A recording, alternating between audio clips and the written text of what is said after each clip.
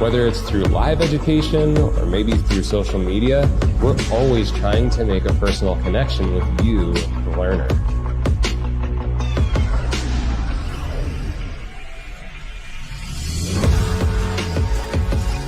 At Sanvia, we believe our smile is our business card and our personality is our logo. And how we make people feel after you experience our education and tools is our trademark.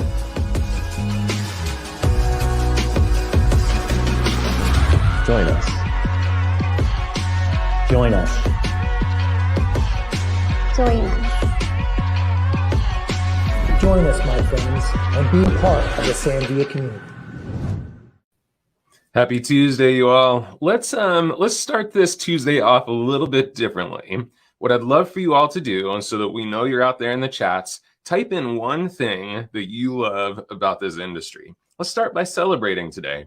So we've got a great week of education for you. Of course, today we've got Transformation Tuesday. Tomorrow, Wednesday, October 6th, we've got Creating Life on Purpose is the subject for Wellness Wednesday. We've got Erica Lee Mumi. She is such a wonderful and inspiring person. You're going to love it. On the 7th, we have our Skills Up training, and Skills Up is actually directly for our partner schools. But if you work inside of a school program, you can go to sanvia.com/skillsup, and you can get invited to join us and see what we do with our partner schools.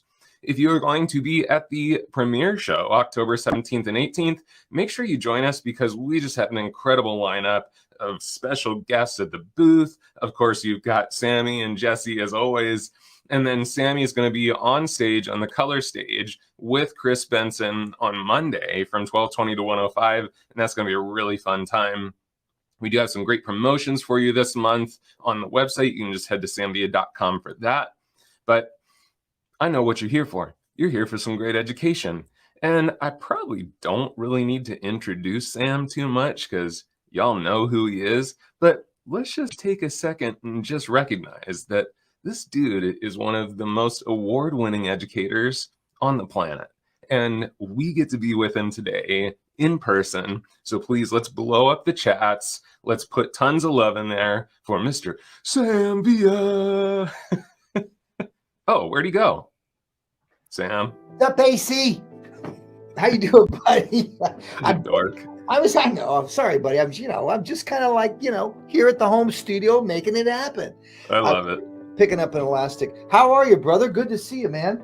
I'm so stoked to be here. As you can tell, I'm on a high this morning, and lots of love showing up in the chats, lots of celebration of our industry. So I'm going to jump off so you can get started.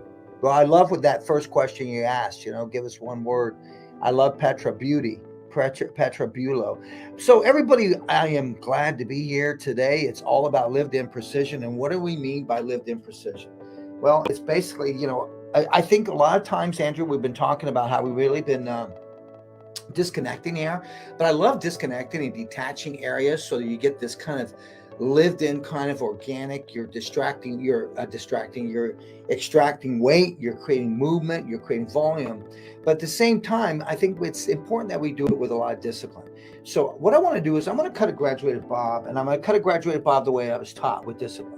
So I'm actually going to be working with diagonal, but then I'm going to incorporate something a little bit differently into it so that I get that concept of the idea of built-in texture as I'm cutting. So I basically have sectioned off the fringe area, and I'm doing that because I dried that. And I want to kind of show you something really cool inside of that area. So I'm going to come back to that. Then what we're going to do is we're going to take a horseshoe section. So I've got a lot of people here from Europe. I think MDB is on today, Andrew. I'm not sure. I hope I said that correctly. I see that a lot of people, yes, thank you, brother. I see a lot of people coming in from Canada. Oh, Canada. I love you, Canada. I miss you guys. I hope you guys are doing well. All right.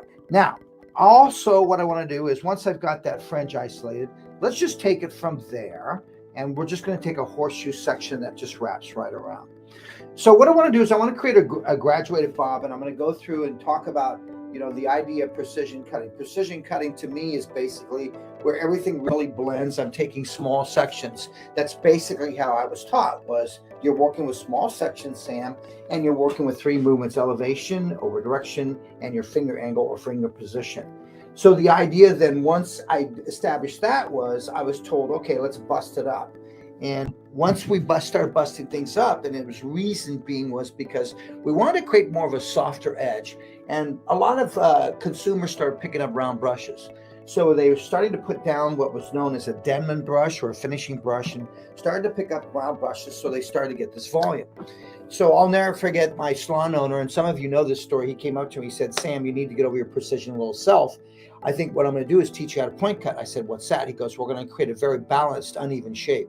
I love how he said it. He said, it's going to be balanced, but it's going to be uneven. And the reason being is if you keep cutting things blunt, we want to go in and point cut them so we get a softer edge. It's much more pliable and you can manipulate that edge a little bit more. So, discoveries, guys, things happen and we have to be open to that in terms of discovery. It's kind of like this, Andrew. I think a lot of times we've heard this analogy of, my cup is full. Your cup can be full. If I have a cup and I fill that up with water, that cup it can't take any more water. The water starts to spill. It's all about information. You can take so much information in your cup, but then comes times when you got to take some information out so that you can receive more. A lot of people that sometimes I say, well, Sam, I do it this way, I do it that way. Okay, let's empty your cup, because right now you're thinking about, well, I can do that, but I do it this way or I do it that way. I need you to just stay open, so you're really open to learning what it is that I'm going to do. I'm going to visit something that maybe you normally do, but then I'm going to take a different approach to it as I move up on the head. So I think a lot of times what happens is when people tell me, I know, I ask them, if I filled up your cup and I keep pouring into it, water's going to overflow. And you're probably going to wonder why. It's because you have a lot of you have a lot of preconceptions, and you have a lot of knowledge, but in order to learn, sometimes you just got to step aside and get out of your own way. And what that means is just get out of your own way in terms of, all right, I know that, but what else can I learn? Or what else can I learn so I can do it in a different way?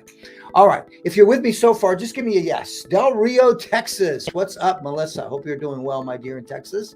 Thailand's in the house. Nevada. Hi, Eden. Welcome, Nevada. Florida. Hi, Simone. I hope you're doing well, my dear. All right. Now I'm going to come through and I'm going to separate front to back. But what I'm going to do is I'm going to separate a little bit further back than what I've been taught. So what I want to do is I'm going to really place that comb, place my finger. Look where I'm going to go back. So I'm going to go back about another 1/4 inch. So it's almost like I'm in the hairline. See, on a graduated bob, this is the area that's going to fill in that hole where we tend to get a hole in this area. So just extend the section further back, okay? Hi, Magdalena. Hi, Jody. Hi, Simone. Yes, Simone. All right, Dory from Missouri. I've got Susie from Tampa. All right, so go further back. So if I place this comb flat on there, just slide my finger, you can see right where I'm going to take that. So this is where we really believe that side area is. It goes further back than what we've been taught. And once again, this will help to protect you from getting that hole on a graduated bob, right? Now, once I have this area, then what I'm going to do is I'm going to come through, I'm going to section off the nape area. Now, the reason I'm sectioning, guys, is for control. I think that's one thing that I was really taught when I was working precision, was this idea of, okay, you've got to stay in control. So really narrow your sections down. Well, now I'm going to narrow my sections down and do what I've been taught, which is working with diagonal sections and vertical. But watch how I'm going to just subdivide those so I have a little bit more control. All right, this area that I'm taking away right now, we're going to call this the back area. That's the back area. And then below this here, that's that nape area. Okay. Now we're going to go through and we're going to cut this nape area. And watch, I'm going to work with a small cutting comb, not a long one. I'm going to work with a small one because I'm going to work with a really tight shape. Then I'm going to work with a smaller shear. I'm actually going to work with today, Andrew, I'm going to work with the Streamline. Our essential shear is on sale today, and that's $93 off. That's a month-long promo. But I like working with this Streamline. It's going to allow me to really point cut. So what I want is I want a little bit more of a lived-in type of precision. So rather than cutting these blunt lines that I've been taught, I'm going to come in and I'm going to scan. And I'm just going to, like a computer, I'm just going to scan right across a line working this way. Okay, so think of how a computer scans. Okay, that's exactly what I'm going to do, opening and closing the blade as I work. So I'm not going to come in this season and cut everything so blunt as I used to. And the reason being is because I want a softer edge. That small diffused edge, my friends, is going to have a little bit more of a lived in kind of feel to it. It's going to have a little bit more control, especially when it gets a little more length to it. Okay, going to come through. Now I'm going to work with a cutting lotion, and I'm going to work with Redken's One United. I love working with this as my cutting lotion. So you'll see me spritz this in once in a while. 25 different benefits. It really helps to go in and control the moisture. Now I'm going to work from side to side. I think a lot of times what happens is when we work this, we work from one side. We'll work one side, complete one side, then we'll come back on the other side. Watch how Sam's going to work through. I'm going to work on one side. So I'm going to take a small triangle section here. Okay. And look how I'm going to elevate this up. And I take the legs of the clip. The legs are open, so the hair collapses inside. Now I'm going to come to the opposite side, take this small same triangle on the opposite side. And once again, this is going to act as my guide for this graduated bob. All right.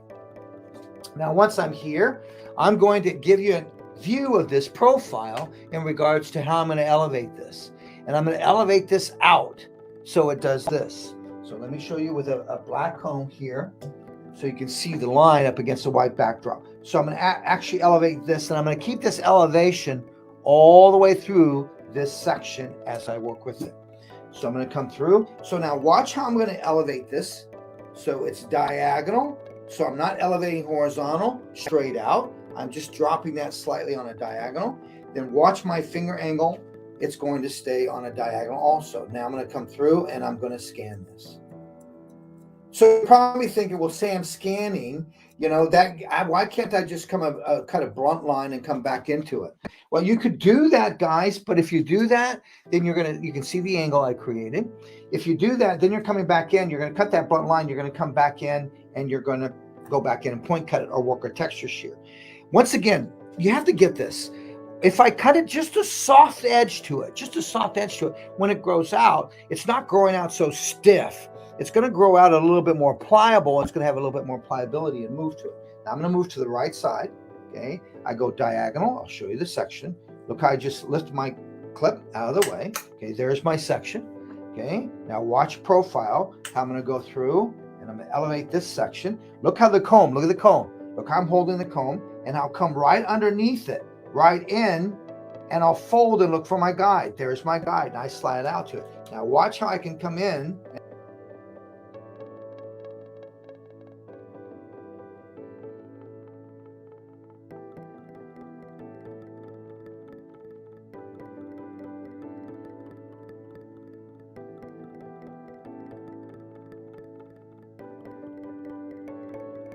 Okay, notice I'm not cutting the baseline yet. Now I'm going to come back to the opposite side. You see, my mindset is here. Just flip it over. Rather than just staying here and now trying to complete that same angle on the opposite side. I find, Andrew, if I bounce from one side to the other, I get a little bit more balance. If I bounce from one side to the other, and I get a little bit more where I'm not doing so much detail or corrective work. Now look at my hand. Look how I changed. Look how I'm moving this direction. My hand is facing me. That's the angle I'm cutting. So remember, instead of me coming up like this and combing like this, watch how I want the comb there. Instead of my elbow being here, just drop the elbow, turn the comb, and now I'm here. And now look how much I have more ergonomic control with my elbows tucked in with this degree of elevation and the line. Now watch again. I'm going to move so that you can see, I'm going to just stay here. Now look at, or actually let me turn it this way, Andrew. There we go. Okay, there we go. Okay, now watch. Look how my guiding blade sits right on my ring finger. I just open and close and work my way down that line.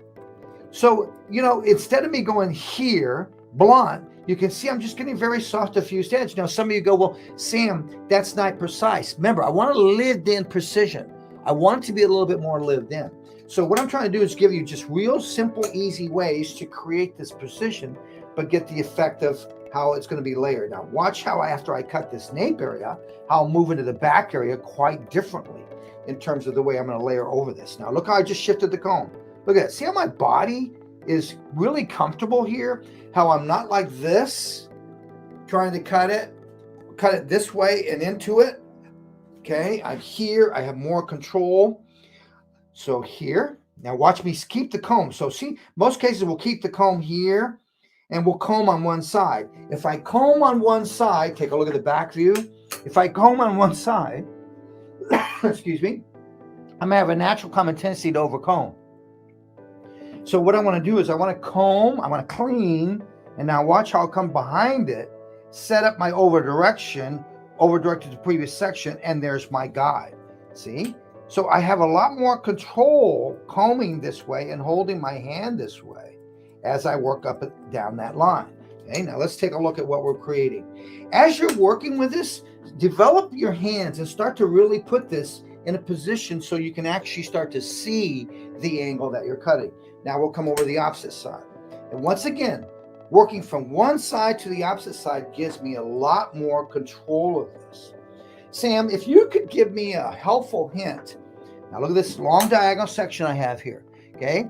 If you could give me a helpful hint, Sam, on how to control this, because once the line gets longer, I start to cut, but then I start to kind of wiggle that line. So here's a helpful hint. Subdivide it vertically. So see how I've got that on a diagonal?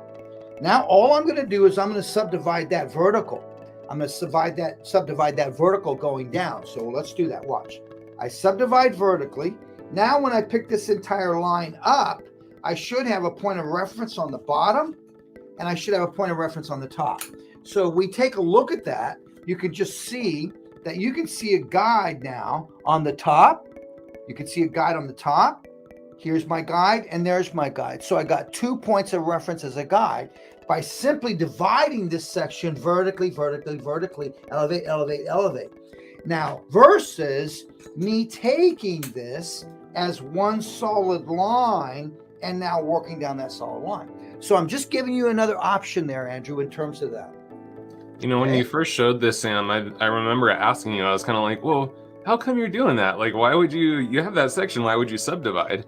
And even after we talked about it, I've thought about it more. And one of the things that you and I have talked about in the past is that sometimes diagonal lines are kind of tough for people to follow.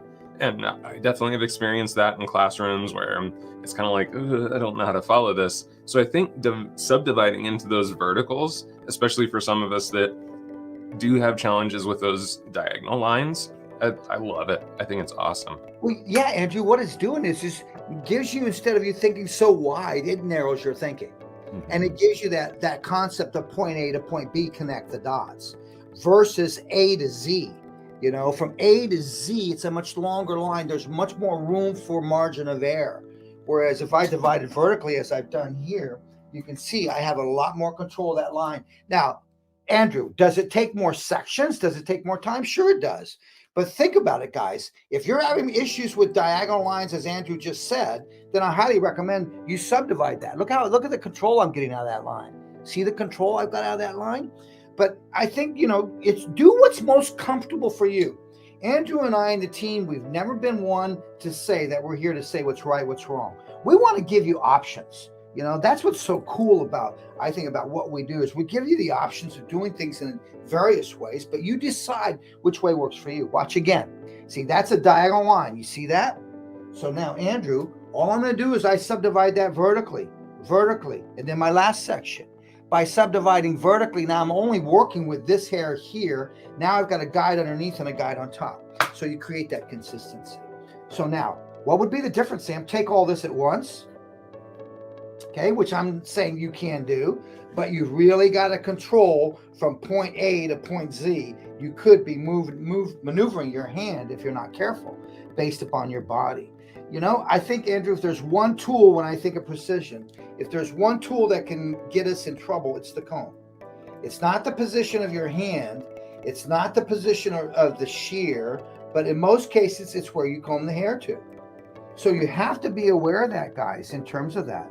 Being able to be aware, where are you combing the hair to, in terms of always remembering you will comb to the center of your body. Boy, Andrew, it's fun. I haven't cut a graduated bob like this in a long time. It's kind of fun to revisit that. Okay? Now, remember, one side to the opposite side, you have a lot more control with this, guys. And notice that as I cut now, in the old days, I'd probably be wetting this, re-wetting this, and re-wetting this. But now I find now it's getting back narrow again. So is it necessary for me to vertical? No. Just when it gets wide, I like to go that vertical section. So I think that what's important is allow it to dry. You know, I'm talking about this lived-in precision, and the only way you're going to see this lived-in feel is if we don't wet it so much. And I think that's one reason why, you know, the idea and the concept of dry cutting came in, is because we really wanted to be able to see that visual in line that we cut. And by going in and dry cutting, you were able to see that.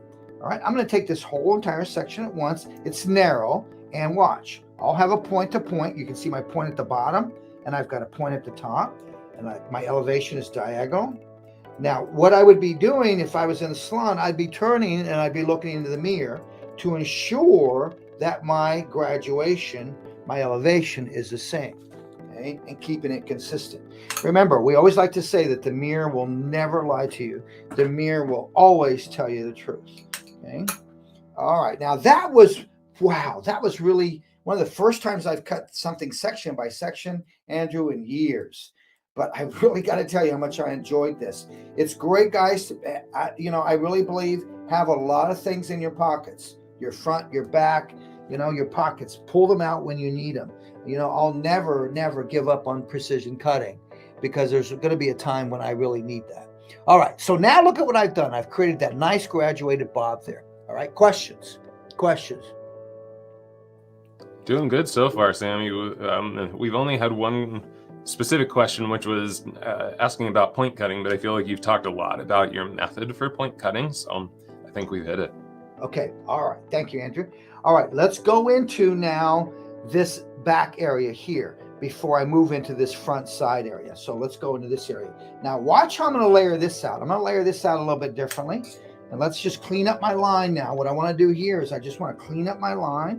Just going to come in, just cross-check across. I can cross-check even though I've gone through and I've cut this diagonal. I can cross-check from one position to another. Now I'm just going to take my line up.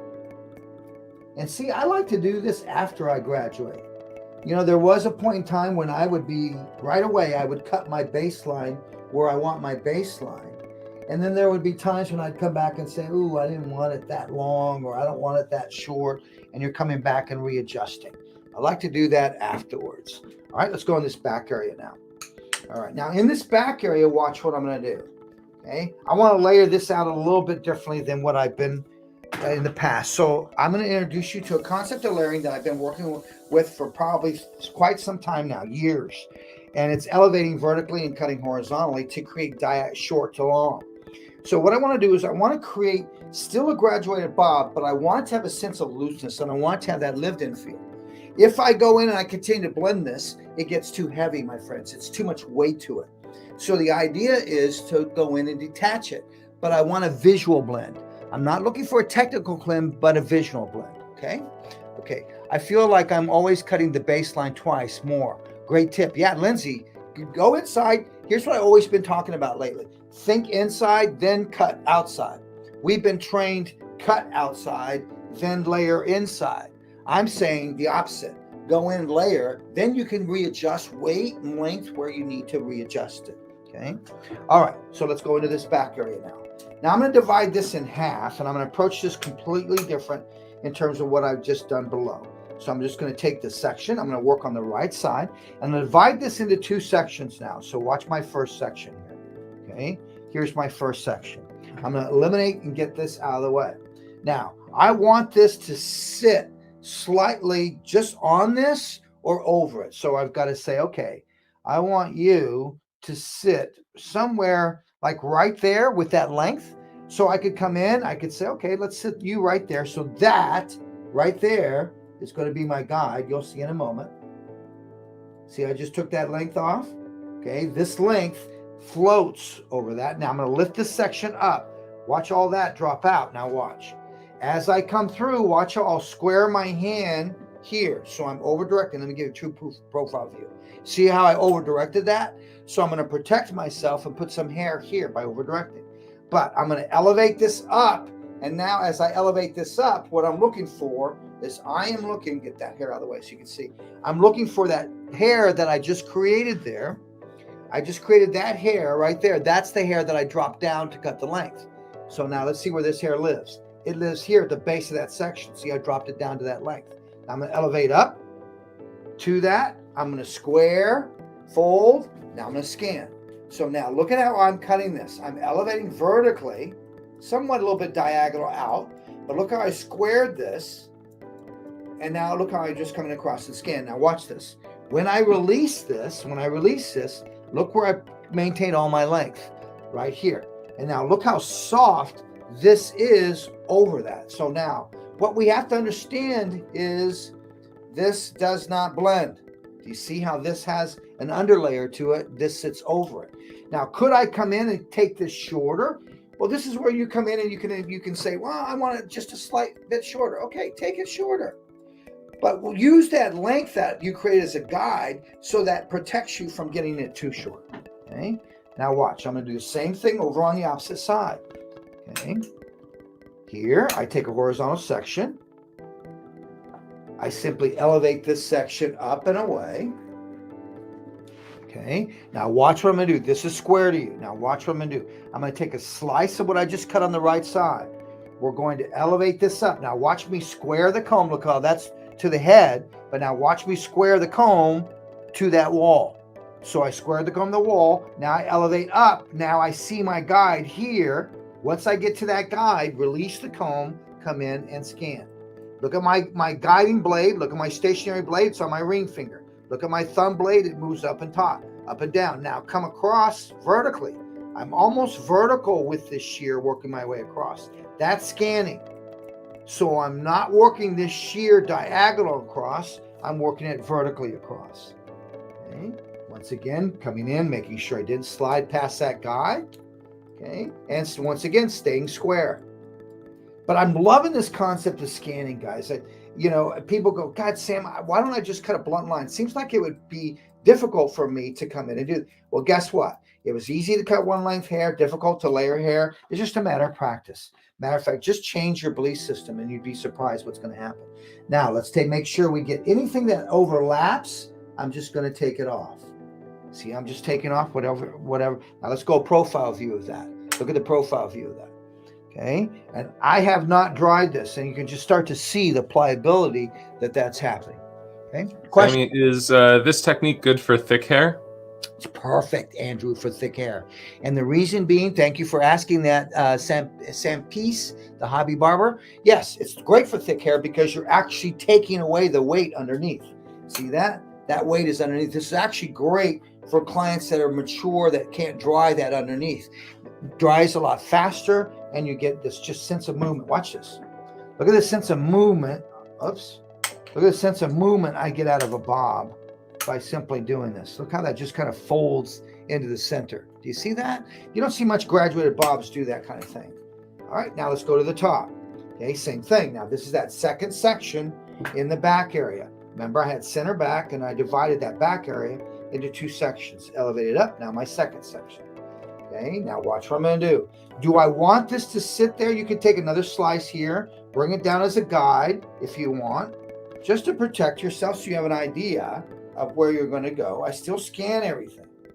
Okay, now watch. See this section here, right there, that slice can act as my guide to determine how short I layer this.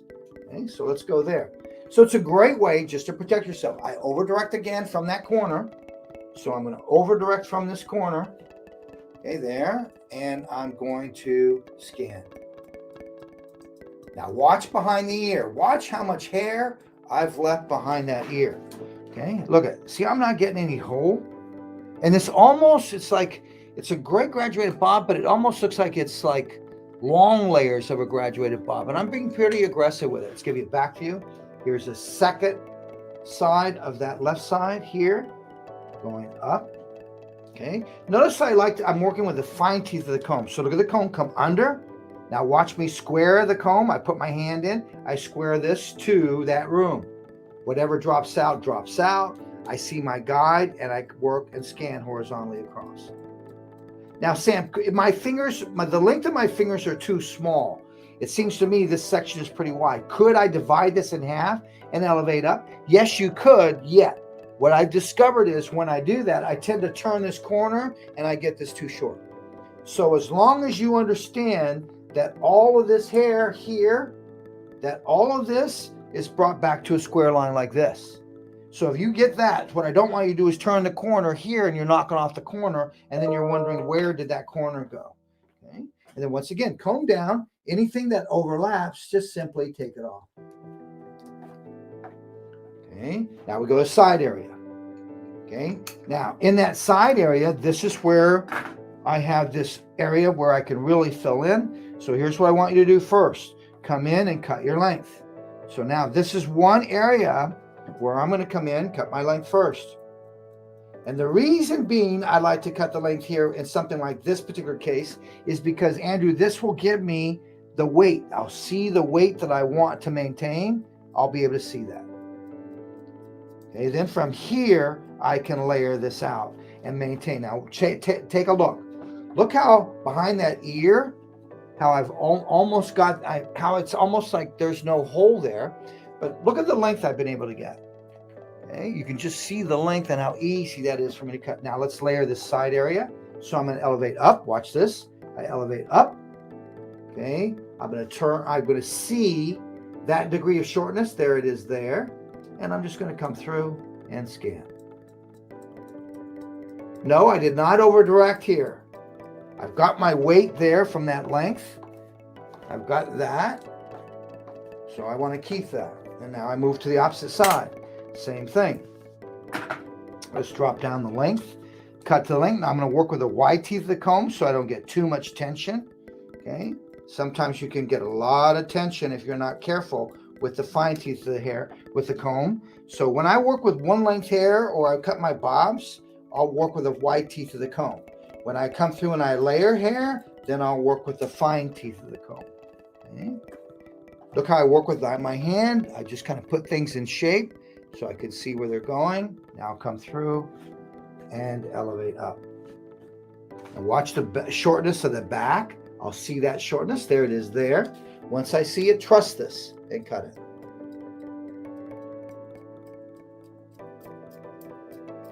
Okay, release. And you can see what I'm doing is, watch. Look how all this layering, look how it moves from short to long. And that's just the way that I elevate it and cut it. Now all I've got to do is into this top area. And in this top area, this is my fringe. I'm going to come in and cut a fringe into this. And show you a really cool way to cut a fringe into that. Okay. Questions, Andrew? Pretty simple. I feel like you must just be teaching at your highest level because, no questions.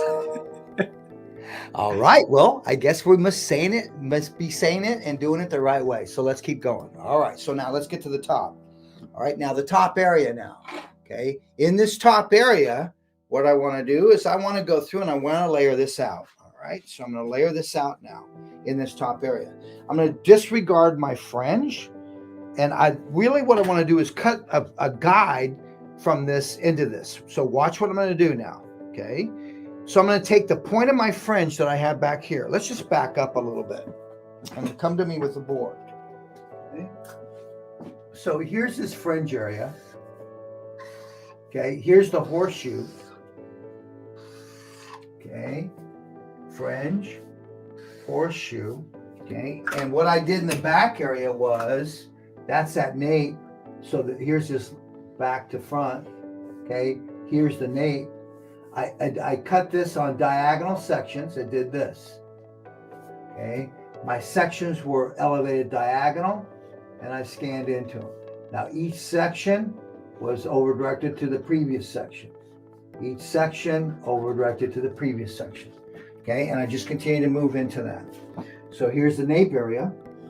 Okay, so if you look at it from the back, Andrew, I divided right to left. And once we had that, then we came in. Remember, I started out with a small triangle. Okay, and I elevated that triangle diagonally and cut diagonally. Then each section was diagonal. Okay, and each section was over directed to the previous section, previous section, previous section. Okay. So it looked like this.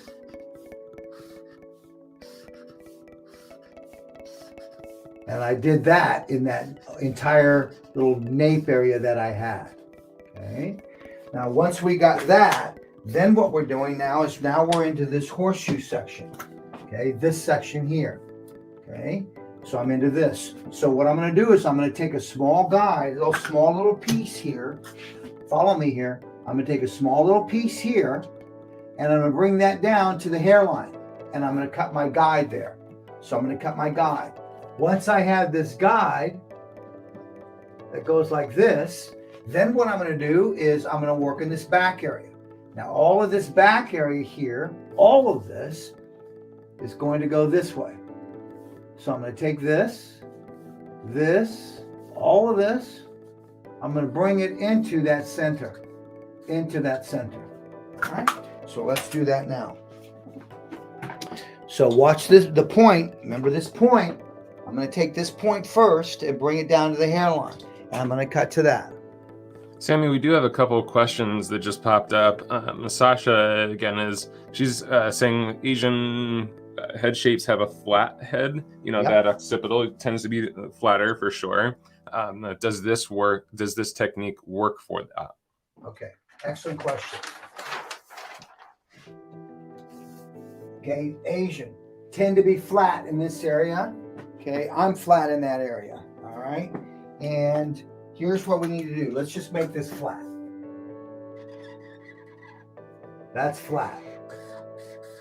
Okay, so what I don't want to do, Andrew, is I don't want to cut this area to the shape of the head.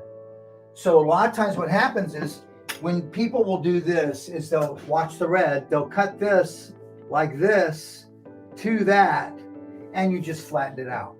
So what you need to do is you're going to need a corner there of length, because length is going to give you volume. So I want to go in and I want to kind of adjust this. So what I'm going to do is I'm not going to cut that angle, follow the green here. I'm actually going to cut this so it does this, but I'm going to do this. So see how I gave it a corner here? That corner will give me that volume that I need in this area. Yet, what I want to do is just soften that corner out. Once I get this line, I'll soften that out. So I would also go in Asian hair, any hair that's fabric that's heavy, Andrew, I would go in and probably texturize this with a blending shear and backstroke into that, so you get a little bit more softness and a little bit more pliability in that crown area. So you have to be careful here with this. You have to really, you cannot cut this. You just encourage the flatness. So what I got to do is give it more volume. So see, I just added a corner to that top. That corner will give me the volume and the lift that I need in there, but I got to soften that corner out. I hope that makes sense and helps Sasha out. Yeah, that's super helpful. And, you know, another question, Sam Pitts, the hobby barber, is asking, can I do this technique on a shoulder length bob? Yes, you can do it on a shoulder length. Yeah, let's talk about that. Shoulder length, that's a bob. Anything that gets longer than this is not a bob. Okay, so can I do this technique on shoulder length hair? Yes. Same pattern. All you're doing is just extending your hand more so you get the variation of length that you need for a shoulder length bob. Okay, hope that helps out. Okay, now let's go on to this triangle. Good questions, guys. Thanks for asking the questions now. Okay, questions are life's greatest resource for learning. We really believe that at Samvia. All right, here we go. We're going to take a small section from that triangle, the top. I'm going to bring this right to that hairline. Okay, and don't think that's so short. Okay, now watch how I'm going to take all of this. I'm going to work vertical, and I'm not concerned with my length. Okay, so I've got a small tip here that I just created as my guide. Let's get a little bit more of a guide, Andrew. Okay, so I can really see it. You can see it. Okay, right at that hairline. Soften it. Okay, once I have that, now watch how I'm going to give you a profile view. Okay, and watch how I'm not taking this fringe. Okay, let's get this out of the way so that you can see I'm working with just this top area here. Okay, that you see here. That's what I'm working with. Everything is vertical. Okay, now watch what I'm going to do. Okay, I have a shortness there and a shortness up at the top. Okay, I can see my shortness here. Okay, once I have that, now I connect these two dots. And that's all I'm doing. Okay, and then what I'm going to do now is I'm going to switch to a longer shear, and I'm going to go with a 6-inch now versus a 5.5. That added 1/2 inch is going to make it a lot easier for me to control getting deeper into this as I point cut after I scan. Okay, now watch. Next vertical section. So let me give you a back view. My sections are vertical, vertical, vertical, vertical, over directed to the center. Okay, give you a profile view of the angle I'm cutting, and I'm cutting. There's my shortness there to my shortness on the top that I created, and everything over directed to the center.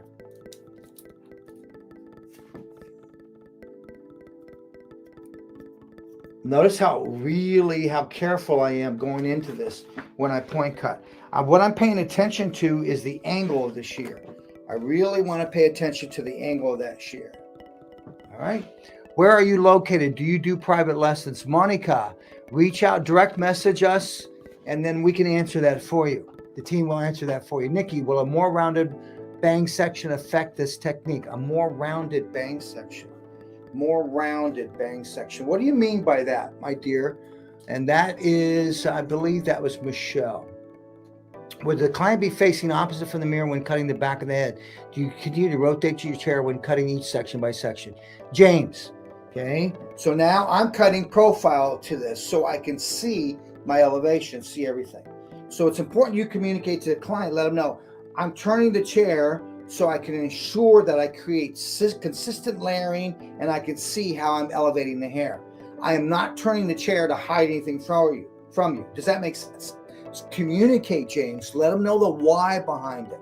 I want you to understand you're going to turn the chair. Watch. If I turn forward this way, then what I'm choosing to do is I'm choosing to look at how I'm elevating this. See that? Look in the mirror. See how you can see that? If I just stand here, I don't see it. But if I turn here, I can see how I'm elevating it. Watch. If I'm cutting vertically like this, look how I can see everything. I turn into the mirror. You see? But I'm not going to keep her here and me cut back here. I can't see anything. So in order for me to see that nape area and how I'm elevating it, turn the chair, my friend. You're going to have a lot more control looking to see your elevation. Does that help you out, James? I hope that helps you out. So important you understand that. Hi, Anna. Hope you are well, my dear. Okay, where are you located? Okay, we answered that. All right, so important you get that, my friend. So important.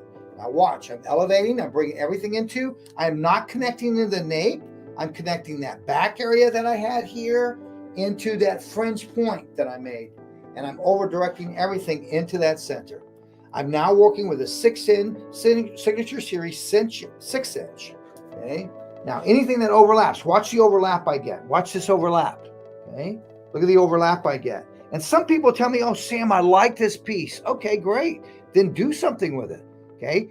Create some proportion with that piece if you happen to like that piece. That's the creativity that comes inside. All right. Here we go. The outside now, opposite side. So I take a vertical section. And remember, see I'm here, it's vertical to your path of the eye. If I'm standing over here looking at it, it's a horizontal section that's being over directed. From a top view, it's vertical to the center, vertical to the center. And I'm doing that both sides, bypassing this fringe area right now. Okay. And then once again, notice how I'm allowing that to dry naturally so that I can just start to see this whole idea in terms of how it's working. Okay. All right into that center. I think a lot of times too, Andrew, is what happens is when we go in and we're really layering hair. You know, based on the research I've done, I'm finding that layered haircuts are the #1 request in salons now. Okay. And then the #2 request is a trim. The #3 request is a bob. Isn't that interesting? So I think it's really important, guys, that we understand that layers are big, but how do you layer certain areas? How do you layer certain textures? Fine hair, you need to understand if you blend fine hair, you just made it finer. So we really don't suggest, that you blend, you can layer fine hair, but how you layer fine hair is so, so important. Okay, there's that length. Now I just come in and I take off my length. Watch me take off this length. Okay, so there, anything that overlaps, I now release it. Okay, so here's where that overlap is. I'm going to take it. And as I said, you could leave that if you wanted to, but I'm going to take that off. Sammy, Ali Cecina is asking, so in this haircut, should it be dry or does it depend on the client's texture of hair? It depends upon the client's texture of hair in terms of whether you're going to cut dry. Remember, dry cutting is a visual exercise. So what I mean by that is dry cutting is a visual exercise for you, the hairdresser, so you can see the visual edge of what you're cutting. Number two, dry cutting is based upon, if I've got a texture of one straight 10 coils, then I'm probably going to dry cut 10 coils, 9, 8, 7, maybe 6, 5, 7. I'm going to start to maybe cut a little bit wet, or cut them wet and then dry, or cut them dry and then wet them down. So it also depends too. What's the client doing with their hair? So you really got to communicate, what's the texture you're working with? Okay, now ask questions. So do you like the texture of your hair? No, I don't like it. Why don't you like it? Well, I don't like it because I don't like the way my curls, they expand too much. All right. The key word that I heard there is that my hair expands too much. So the last thing I want is expansion. I'm going to want everything pretty heavy. So I think, you really have to understand the fabric you're working with. What are the limits and capabilities of the fabric? Just like a fashion designer, they understand the limits and capabilities of silk. I've said it so many times. They understand the limits and capabilities of wool. So we have to understand the limits and capabilities of textured hair, the limits and capabilities of fine hair. That's critical. Okay. Now look at what I've got. And I have not cut my fringe yet. And I'm pretty excited in terms of where I'm at. Remember, anything that overlaps, take it off on one side, take it off on the opposite side. Okay. Now the last thing I want to do is my fringe area. And my fringe area, I'm going to use that point that I created as a guide. And all I'm simply going to do now is come in with that point that I created as a guide, and I'm going to over direct to a stationary guide. And that over direction will be to the top of the triangle. Watch. Okay. So once I'm here, I'm simply going to come through and I'm going to take horizontal sections, and watch how I'll bring these horizontal sections back. So I bring them back to that point where I had that point of that triangle. Good, there it is there, and I cut. So now what I want you to watch is how all of these sections here, I'll give you a profile view of this, are over directed back to that point of the triangle. Okay, so I'm bringing everything back to the point of that triangle. See that? That's what I'm doing. Now that should give me mass amount of length in this front, so I can decide how I want that front to sit. Do I want a fringe?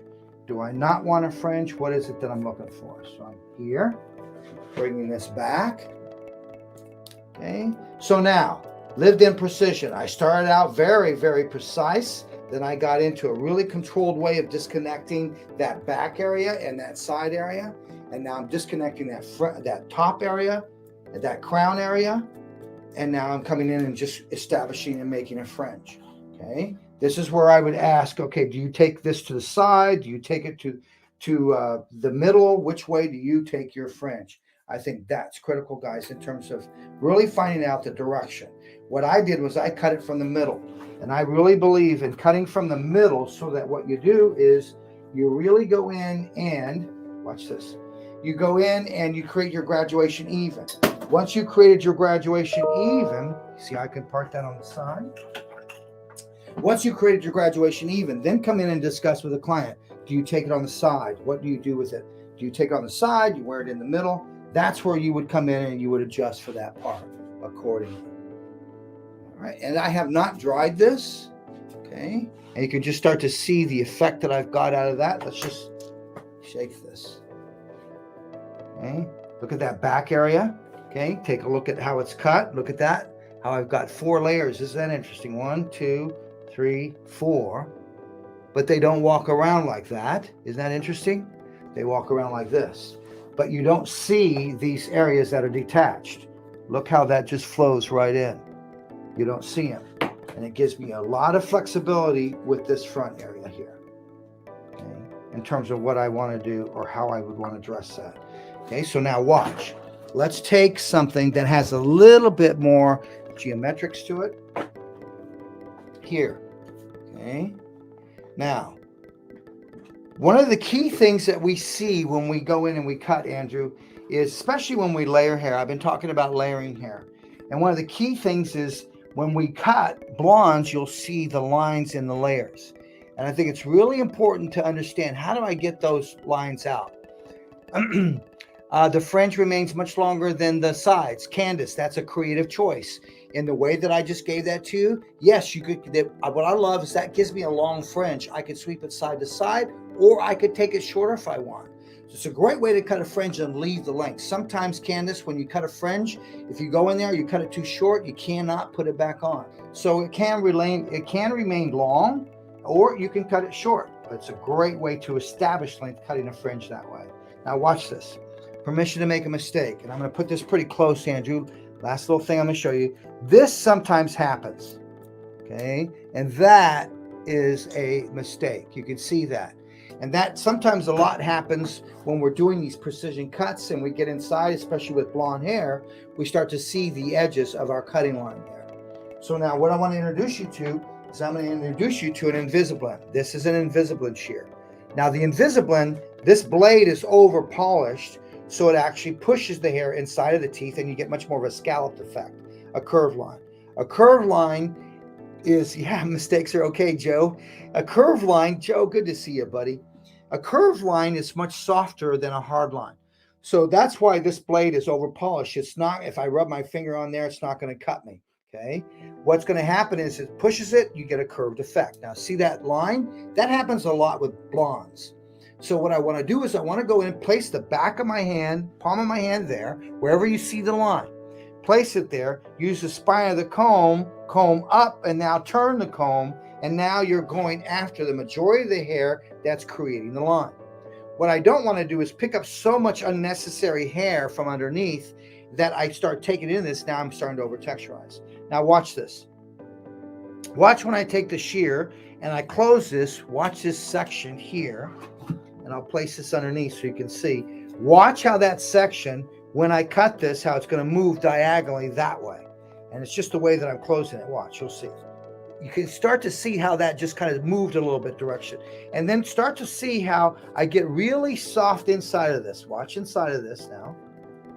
And notice how I just turn that vertically and how I'm just coming through and I'm just closing. Now watch this section now. Okay. Watch how I'm just getting that line just to disappear. Okay. If I did it with a blending shear, it's just too many teeth, number one, and it's too sharp of an edge. I'm going to get more of a tooth mark inside of it. Okay. With an Invisablend, I'm getting a softer edge inside of it. I kind of figured, let's create a shear that's really going to support the solutions to problematic layering.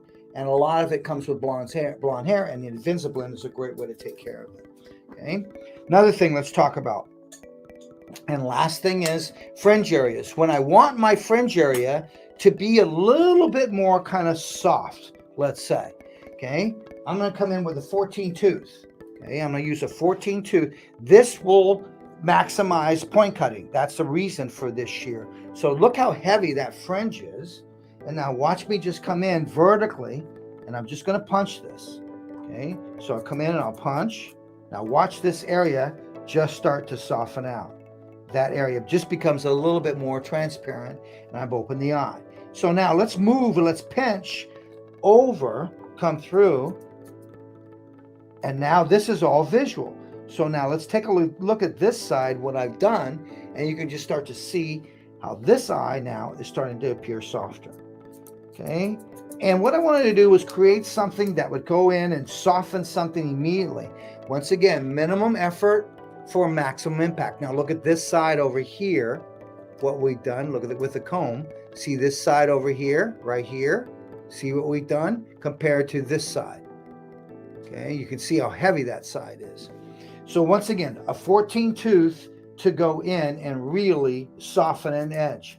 And then people say to me, they say, well, Sam, I was taught to do everything with a shear. I think that's great, guys. But I got to tell you, the time, see how soft that is? I've got to tell you, times change. And in today's world, it's about minimum effort for maximum impact. And how are you going to get that? A lot of ways we're going to get that is through education, but it's about understanding the limits and capabilities of your tools and understanding the limits and capabilities of the fabric you're working with. Couldn't you point to cut to get a similar blending result? Timothy, you certainly could. But I guarantee you, when you point cut, you're going to tickle visually, see it. You're going to tickle and you're going to keep point cutting until you visually see it's correct. If you notice, I punched maybe twice, I immediately got the end result. Once again, Timothy, minimum effort for maximum impact. It's just a priority. What do you need right now at the chair? Okay. If you feel, Sam, I've got the time, I really cut with intent and purpose. I hope everyone does. But Timothy, if you're one of those guys that point cuts and I can get that with point cutting, great. Get it with point cutting. I like to myself, I'm kind of a tool guy, a geeky guy. I like to kind of find things. I like to find 5 ways to cut a wing like Bob. I like to find 5 different ways in which I can soften a fringe area. But do what's most comfortable for you, Timothy. Okay? You know, I love what you just said there, Sam, because I think too, you know, one of the things for me personally is I know towards the end of my time behind the chair, those last couple of years, it was almost like I just needed something fresh, a new approach, just to keep me excited. Was I getting the same results? Maybe. But just even picking up a different shear, you know, utilizing a different technique, even if it was giving me identical results, it kind of kept me excited, and I felt like it also kept my clients excited. You know, Andrew, what iPhone do you have? I have the 12. Yeah, 12. What happened to the 10? What happened to the 11? I think a lot of times what happens in those things is you find, oh, I got more features and benefits with the 12 than I did with an 11. So you have a choice. It's like the features and benefits, like a butcher has so many knives, it's because they understand what a steak knife does compared to a butter knife. Don't get me wrong, a shear can do just about everything, but not everything. I want to make that perfectly clear. Sometimes you need a blending shear, a texture shear. Sometimes you need a razor. It all depends upon the fabric and what's the end result you're looking for. Really makes a big difference. Hey, buddy, I had some fun. I love you, man. Good to see you. I hope everybody enjoyed today. And remember, my friends, an investment in education is an investment in your future. Hope to see you at Orlando Premiere. Thank you, Sammy. As always, great show. Thanks, AC. All right, and of course, as always as well, we have lots more education coming up for you. So tomorrow, October 6th, Wellness Wednesday, that's at 4 p.m. Pacific, 7 p.m. Eastern, we have Erica Lee Mooney, who is just an incredibly inspiring human. We're going to be talking about creating life on purpose. And on the 7th, at 9 a.m. Pacific, 12 p.m. Eastern, we have our Skills Up training. This is specifically for our partner schools. But if you do work in a school system, you can go to samvia.com/skillsup, and we do allow guests to come in and see what we're doing with our partner schools. So if you're interested, again, head to samvia.com/skillsup if you're working within a school system. On the 17th and 18th, Orlando Premiere is happening, and we've got a great lineup of our team and guest artists. So you definitely want to swing by the Samvia booth. And on the 18th, Sammy's going to be on stage with the awesome Christopher Benson, a good friend of ours, from 12:20 to 1:05 on the color stage. So thank you all again for watching today. If you forgot to tune in yesterday for Mannequin Monday, you can always come back and rewatch all of our content here on the YouTube and Facebook channel. Have a great day, and we'll see you tomorrow for Wellness Wednesday.